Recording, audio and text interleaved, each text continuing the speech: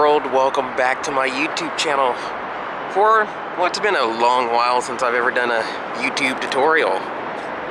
So I am in Portland, Oregon right now, and I'm along the Vera something promenade. I can't remember the name of it, but it's in Portland, and this, what you're looking at, is the Hawthorne Bridge. So what I'm doing is getting some sunset shots, but what I really want is some nighttime stuff. I have my 16-35 f4 ZEISS with the A7. Now, something that I've not done a video on in a long time is, you all don't know that I have not been doing HDR for almost a year now. So I just do single images, which these cameras are so good you get enough dynamic range to where using one image in Lightroom does just as great as using Photomatics and doing the brackets. Right now my setup is here. So I do have my remote, but I'm just using the timer for right now of 2 seconds. I have my steady shot off. That's always very important to mention. Even though you're on a tripod, you want to turn that off because it will still, the sensor will still move as if it is detecting movement. Even though it's standing still, it still will motion, so you want to disable that when you're doing any kind of long exposures. I'm always shooting aperture priority. Many people are always surprised by that, but yes, I'm shooting aperture priority. And right now I'm at ISO 50, aperture of f16. As it gets, darker, this might come down as my shutter speed gets a lot longer, which I want to kind of get the, you can kind of see the water's kind of a little, you can kind of see the little ripples in it. As the long exposure will do, you'll eliminate that and it'll just kind of look like a sheet of ice, which gives for a nice pleasing image. And then I'll catch this reflection off the water here with the buildings, and might move down a little bit further to kind of see what I can get with the bridge and more of the skyline going that way. So that's my shot. I'm using my MeFoto Backpacker Tripod, which is nicely situated. Now, I'm starting off with the 16-35. Depending on the frame, I might get the 55. I don't think I'll be in any way of needing the 85 Batis, but I might can find a frame to where I could use that shot. This is kind of where I am under the interstate. I think this is Interstate 5. I think this is Interstate 5. I'm not exactly sure, but I think that's what this is. And this is just a little promenade. You kind of see the trail here that goes under the bridge there. So, yep, that's my shot. I'm gonna see some of the shots that I can get right now. So we might change our aperture just, let's see, f20. We're gonna take that and see what that gives us.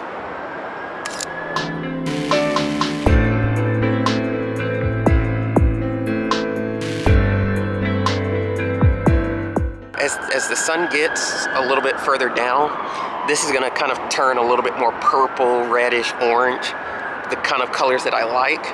When that happens though, you only have about maybe 10 minutes to really get your shot, because that time goes very, very quickly. So I wanna make sure that I have all my settings right and get the shot that I want and be in position of where I wanna get the best shot. So that's it for that. I think I've kind of gone over all of my settings.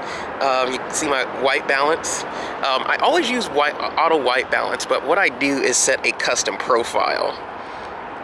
We go in here. See, you see my profile is a little custom. I always do that. All of my cameras have always been set like that. But it's just because I favor cooler temperatures with my cameras. So that's one reason why I do it that way. Standard creative style profile. And I always have my sharpness as high as it will go. Dynamic range is always in the middle at level 3. And that's pretty much it for the most part. Shooting raw, yeah, that's about it.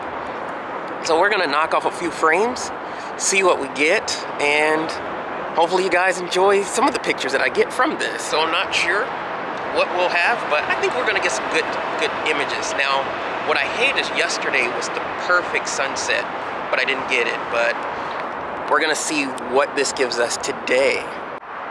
So I've now come to this kind of pier and I want to see what kind of shots that I can get down here.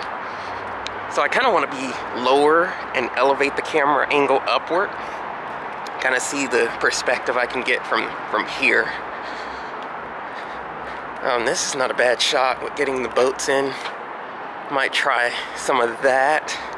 But I really like this like perpendicular shot. I might come back and get that. It's kind of scary, but not too shabby. So I like those people down there. It's not too bad.